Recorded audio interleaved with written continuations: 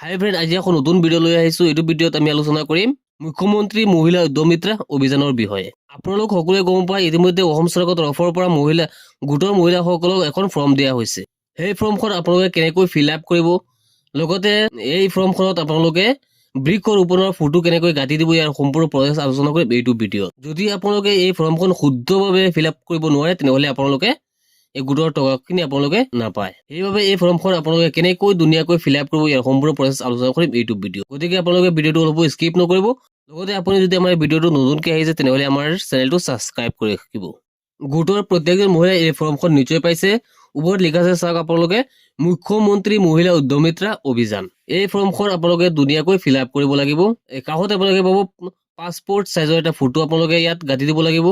ফৰ্মখনৰ ওপৰতে দি আছে আবেদন পত্ৰ, এপ্লিকেশ্যন ফৰ্ম। তাৰ তলত দিছে ক্ৰমিক নম্বৰ, এইটো ক্ৰমিক নম্বৰটো থাকিব।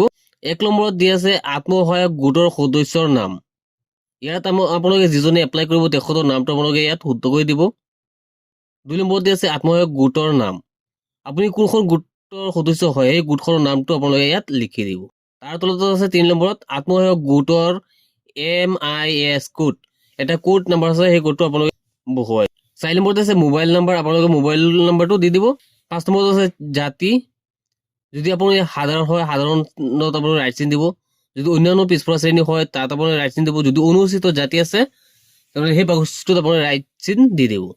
তলত দি আছে HC অনুসূচিত জাতি, যদি আপোনালোকে অনুসূচিত জাতি হয় তেনেহ'লে তাতে ৰাইট চিন দিব। ইয়াৰ পৰা যিকোনো এটাত আপোনালোকে ৰাইট চিন দিব, যিটো জাতি আপোনাৰ হয়। 6 নম্বৰত দি আছে আবেদনকাৰী মৰাণ মৰ্টন জনগোষ্ঠীৰ অন্তৰ্ভুক্ত হয়নে, যদি হয় এই বাকচটোত হয় দিব, যদি নহয় নো অপশ্যনটোত আপোনালোকে ৰাইট চিন কৰি দিব বাকচটোৰ ভিতৰত।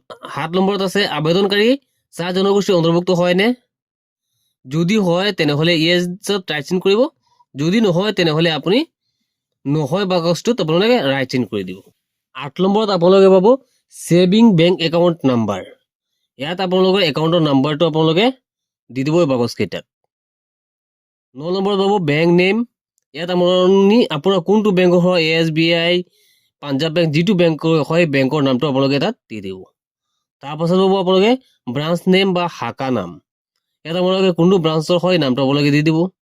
তাৰপিছত আপুনি IFC কোডটো দি দিব, বেংকৰ যিটো IFC কোড আছে সেইটো দি দিব।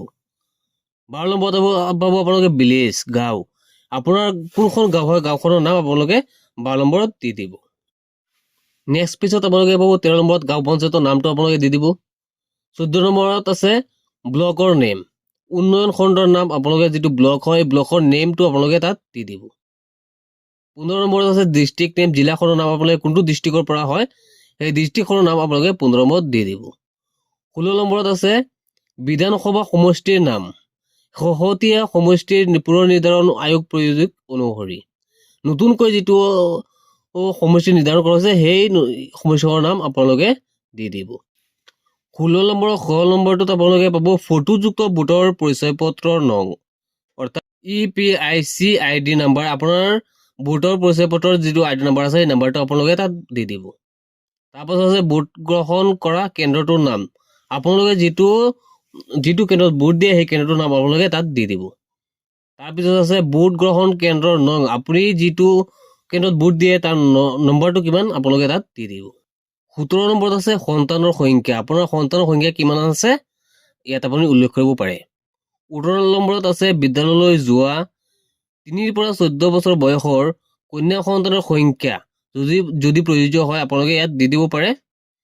19 নম্বৰত আছে বিদ্যালয়ত কন্যা সন্তানৰ নাম ভৰ্তি কৰোৱা হৈছে নে নাই, যদি হৈছে তেনেহ'লে ইয়েছ বাকচটোত আপোনালোকে ৰাইট চিন দিব, যদি হোৱা নাই নহয় বাকচটোত আপোনালোকে ৰাইট চিন দি দিব। 20 নম্বৰত আছে অমৃত বৃক্ষ আন্দোলনত ৰোপণ কৰা গছ পুলি কেইটা জীয়াই আছে আৰু ডাঙৰ হৈছে, যদি জীয়াই আছে ইয়েছ দিব, আৰু যদি মৃত্যু হৈছে নাই তেনেহ'লে নো অপশ্যনত অকে কৰিব।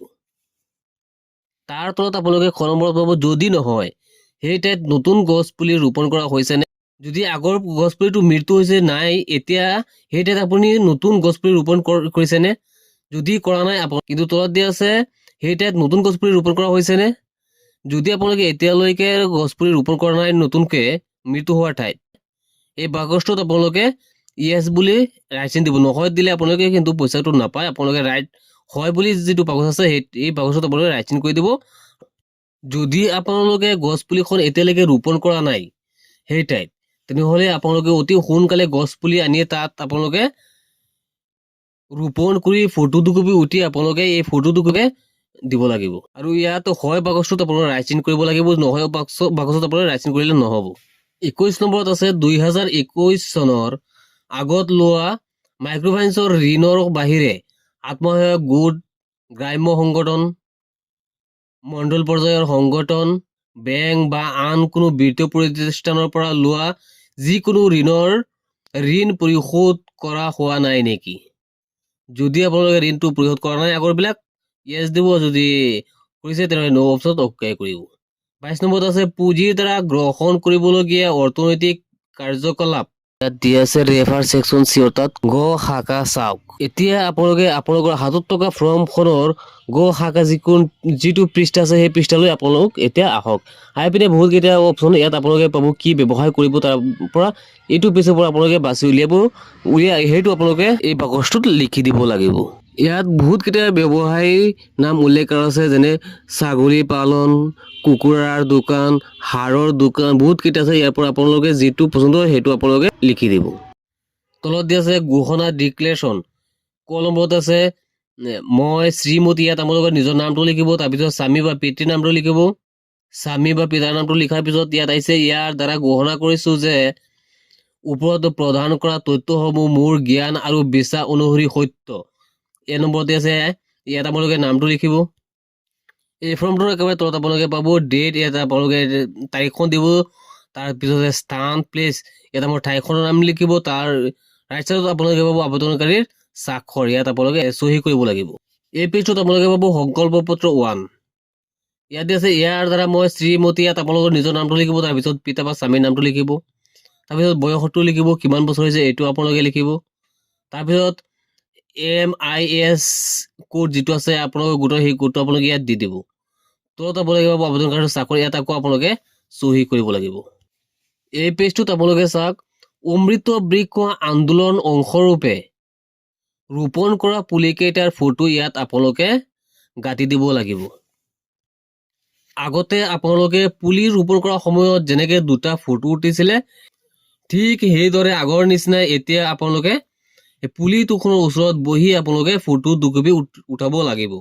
যদি পুলিকেইটা আগৰকেইটা মৃত্যু হৈ গৈছে তেনেহ'লে নতুন পুলি সেই ঠাইত লগাই আপোনালোকে দুকপি ফটো উঠাব, আৰু সেই ফটোকেইটা আপোনালোকে দোকানত গৈ, কম্পিউটাৰৰ দোকানত গৈ ফটো উলিয়াই আপোনালোকে ইয়াত এই পেজটোত আপোনালোকে গাঁঠি দিব লাগিব। সেই ফটো চাইজটো কিন্তু ইয়াত বাকচটো যিমান ডাঙৰ, সেই বাকচৰ চাইজটো অনুসৰি আপোনালোকে ফটো দুকপি উঠাই এই পেজটোত আপোনালোকে গাঁঠি দিব লাগিব।